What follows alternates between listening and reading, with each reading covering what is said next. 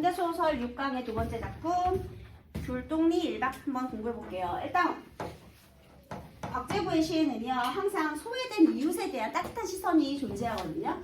그래서 얘는요 어떤 소외된 우리 민족 이웃에 대한 관심을 바탕으로 하는 그런 시를 많이 썼습니다. 그리고 귤동리 1박 이거는 1980년대 시인데요. 여기도 부정적인 현실인식을 바탕으로 하고 있거든요. 그렇다고 보기에 써있죠.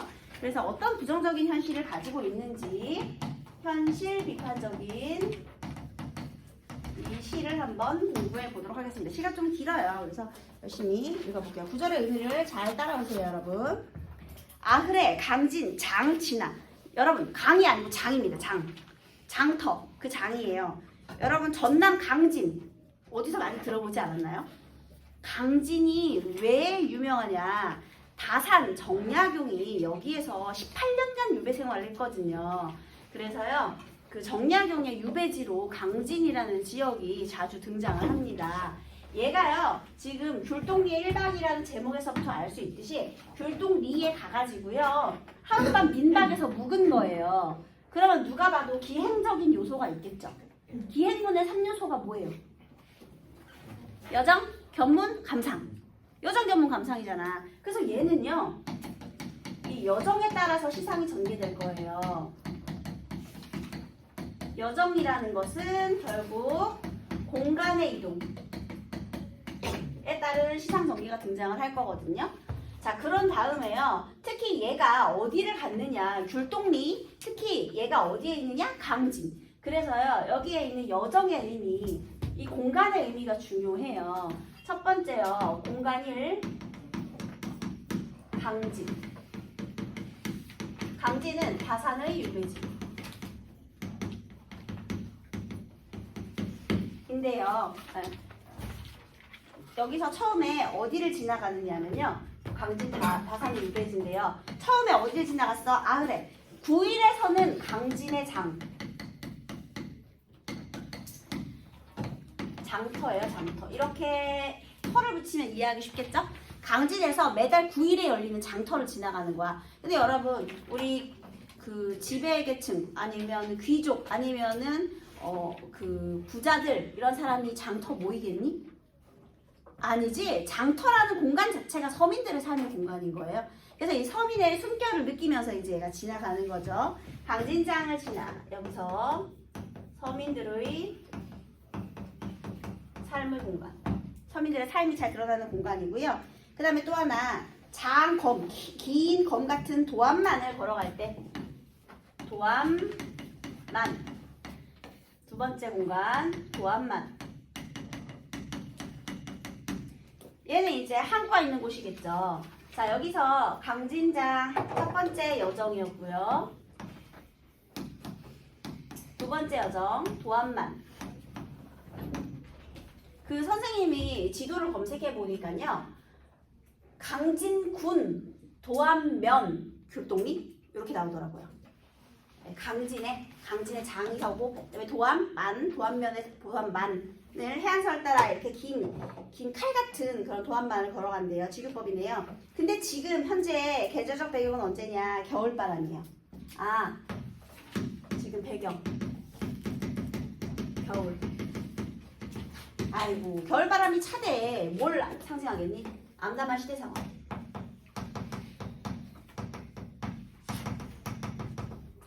게다가 차다. 무슨 심상이요? 촉각이죠. 이 촉각적인 심상을 통해서 암담한 시대 상황을 잘 드러내고 있고요. 옷깃을 세운 마음은 더욱 춥다. 얘들아, 마음에 옷깃을 세웠대. 이거 무슨 표현이에요? 마음 눈에 보여 안 보여? 안 보여. 추상적관념의 시각화죠. 마음에 옷깃을 세워. 그래서 더욱더 춥대요. 추우니까 어깨 세웠겠죠. 춥다. 얘도 촉각입니다. 그 다음에 황건두른 의적 천만이 진을 치듯 바다갈 때의 두런거림은 끝이 없고.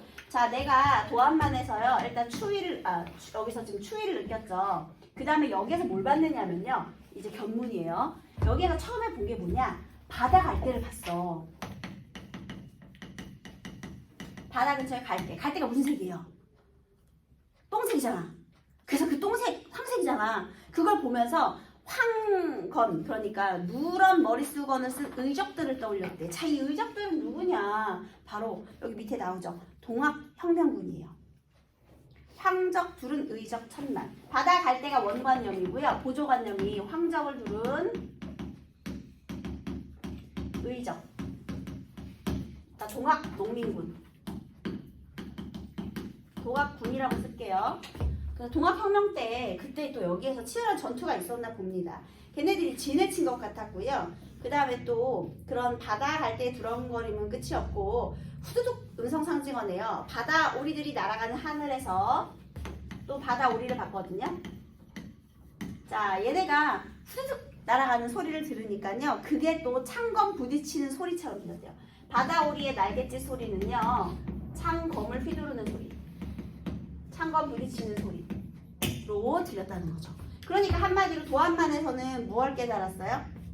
이 불의한 시대에 반봉건 반외세를 외치며 봉기하였던, 의롭게 봉기하였던 동학 농민, 동학 농민군, 그러니까 동학혁명군, 동학혁명군 떠올리는 그런 공간이죠. 자, 동학혁명군은 일단 불의한 시대에 향거하는 삶을 살았던 그런 사람들이에요. 도안만에서는 이렇게 이런 치열한 전투의 흔적을 떠올렸고요. 그 떠올리는 매개체가 되는 것이 뭐예요? 바다 갈대와 바다 오리의 소리. 이게 바로 얘네를 떠올리는 매개체.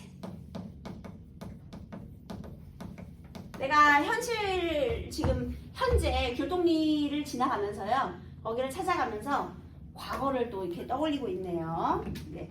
그 다음에 창건 부딪히는 소리 이런 것도 청각일 수 있겠죠.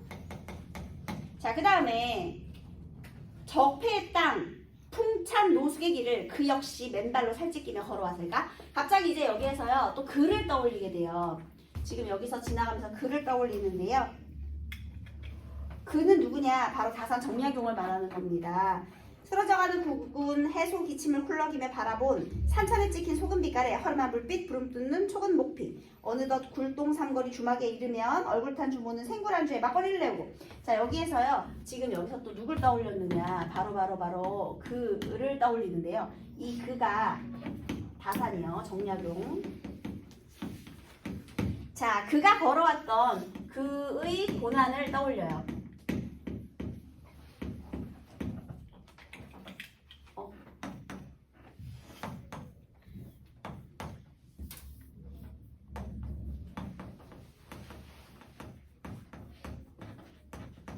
자, 여기에 좀 여러분들이 어휘가 부족한 것들이 있죠. 뭐냐면 적폐 무슨 뜻이야? 쌓인 패단입니다. 그동안 쌓았던 패단. 그 다음에 풍찬 노숙. 풍찬은요 바람이슬 맞으면서 잠을 자는 거예요.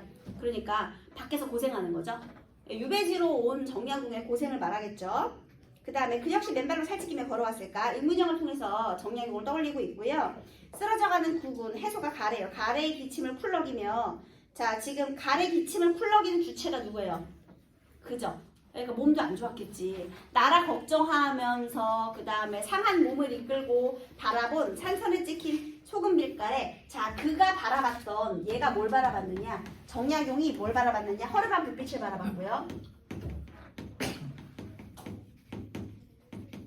그 다음에 부릅뜬 눈을 봤고요. 그 다음에 촉은 높이를 본 거예요. 얘가 바라본 대상입니다. 얘들아, 허름한 불빛. 왜? 소금처럼. 아유, 그냥 허름해. 자, 백성들이 어떻게 살았을까? 빈곤하게 살았겠지. 그래, 백성들의 고난.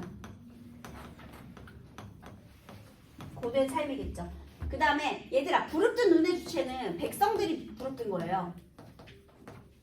백성들의 부릅뜬 눈을 얘가 봤겠지. 정약용이. 자, 백성들은 왜 눈을 부릅떴을까요?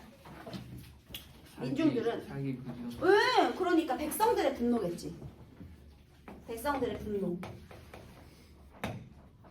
이걸 보는 정약용도 물론 분노를 했겠죠. 일단 백성들이 눈도 부릅떴을 거야. 억울하니까. 촉은 높이는요, 이거 풀이랑 나무 껍질, 풀뿌리 나무 껍질이거든요. 촉은 풀뿌리, 목피 나무 껍질이에요. 아니, 이거 음식으로 이거 되는 거니? 안 되지. 근데 이거라도 먹고 살아야 되는 거야. 엄청나게 가난한 거죠. 풀뿌리 깨먹고 그다음에 나무 껍질 빼먹고 이런 거. 아유, 힘들게 살았겠죠. 그러니까 얘가 이 그 정약용이에요. 정약용이 이런 것들을 바라봤을 것이다 이렇게 생각을 하는 거죠. 그래서 어느덧 귤동 삼거리 주막에 이르면 자 공간 세 번째 귤동 삼거리 주막.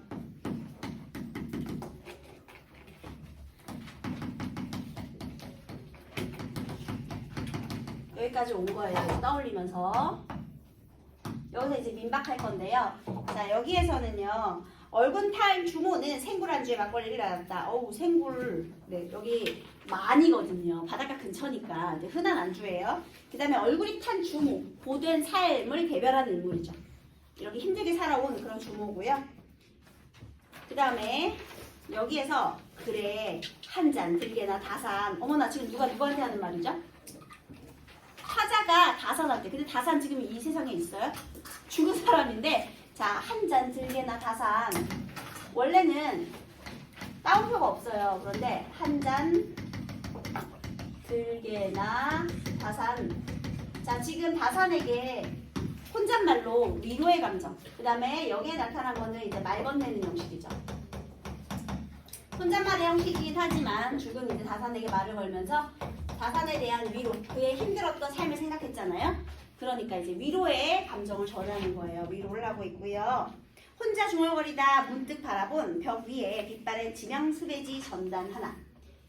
자 여기에서는 서민들의 삶을 떠올릴 수 있고요. 그 다음에 도안만 지나면서 얘네들을 보면서 동학혁명군 떠올렸죠. 그 다음에 글을 떠올렸고요. 그리고 또 여기에서 뭘 봤느냐. 여기에서요. 위로의 말을 전한 다음에 뭘 봤느냐. 지명수배지.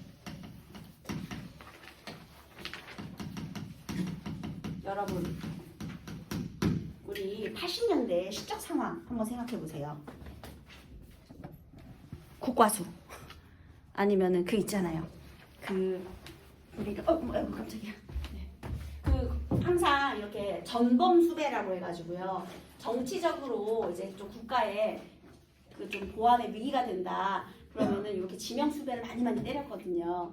그래서 당시 시대적 분위기를 좀 생각해 볼 수 있는 그런 소재 중에 하나고요. 지명수배자는요. 사실 왜 지명수배자가 됐느냐. 이 당대의 시대 상황에 비추어 본다면 양심적으로 활동하던 아마 정치인이었을 거야. 그래서 양심적인 지식인. 부당한 정권에 맞서다가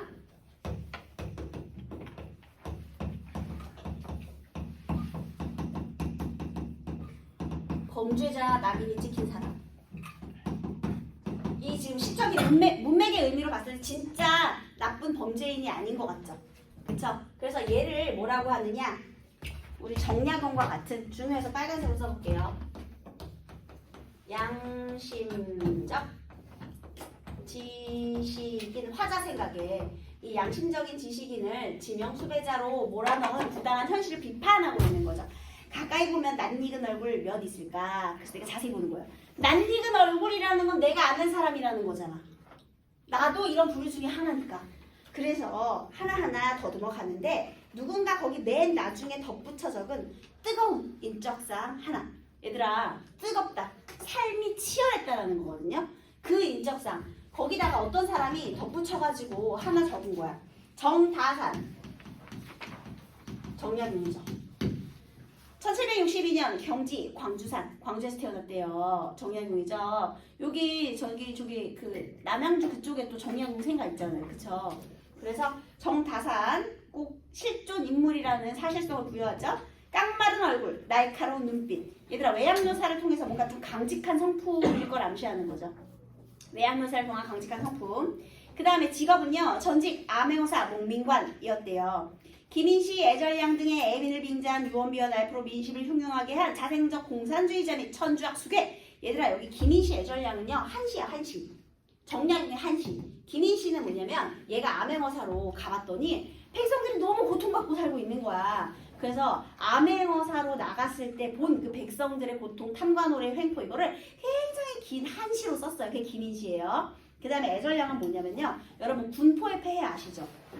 지금 시아버지는 돌아가신 지 오래됐고요. 그 다음에 우리 남편 있고 그 다음에 아직 갓난아기가 태어나가지고 시아버님은 돌아가셨어요. 그리고 깐다는 애기는 아직 배냇물이 마르지도 않았는데 3대 군역을 내래. 없는 사람, 백골진포 들어보셨잖아요. 그리고 애는 지금 막 태어났는데 3대의 군역을 누리니까 이 남편이 애를 낳은 게 죄다. 그래서 거세를 내버려요. 그래서 피가 낭자해서 그 여자가 울고 있는 그런 시예요. 애절약. 백성들이 얼마나 고통받았는지 볼 수가 있는 거죠. 내가 애를 낳은 게 죄다. 그래서 거세를 내버려요. 너무 슬프죠. 그래서 그런 내용이야. 그러니까 전부 다 뭐예요? 이 부정적인 시대 현실, 당시의 조선 후기의 그런 시대 상황을 비판하는 현실 비판적인 시를 썼겠죠. 그런 내용들입니다. 등에 애민, 백성 사랑하는 마음을 빙자한 원비어 날포로 민심을 흉하게 한 자생적 공산주의자 및 천주학 수계. 자, 정다산의 죄목을 여기서 밝혀주고 있죠. 그 죄목이 뭐라고요? 자생적 공산주의자. 얘 왜 공산주의라는 표현을 썼을까요? 얘가 지배계층이었잖아. 그런데 양반들의 그런 몫을 나누어서 백성들에게 돌려주고자 했잖아요. 그쵸? 그러니까 계급, 피지배계급, 지배계급의 그런 돈을 나누어서 부를 재분배하고자 했으니까 이제 공산주의자라는 표현을 쓴 거고요. 이 시적 화자인 곽재구가 공산주의자라는 말은 아니고요. 그 다음에 천주학의 수배. 원래 조선시대에는 유교사회잖아요. 그죠? 근데 유교를 망치는 천지학의 수계. 괴물. 이렇게 되겠습니다. 그래서 여러분, 이 표현 방법 한번 생각해 볼래요? 얘가 진짜 이렇게 죄목이 있을까? 이거 시적 화자 입장에서 이거는 이 죄목은 누가 만든 죄목이에요? 부당한 권력자의 죄목이죠. 그렇다면 시적 화자 입장에서는요, 이거 무슨 표현법이야? 방어적 표현이죠. 우리 화자 입장에서는 어떻게 되는 건데? 화자 입장에서 바라본 정다산은 어떻게 되는 사람이에요? 양심적 지식인입니다.